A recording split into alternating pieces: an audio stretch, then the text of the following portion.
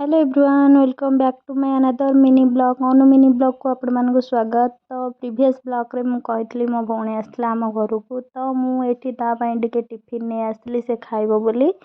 Okay, एठी से मो ब्लॉग रे आसीबा को ताको टिके लाज लागुची, ताको मु कैप्चर करिवारे व्यस्त, किंतु से जा भाबुची भाबू।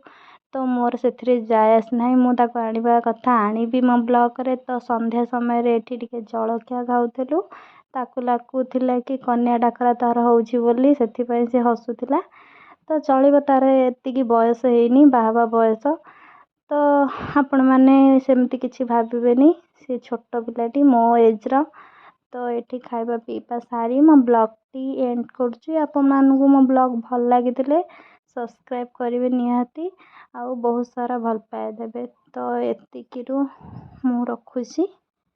तो से आज जीव पलि, से मो मन टिके दुख अछि।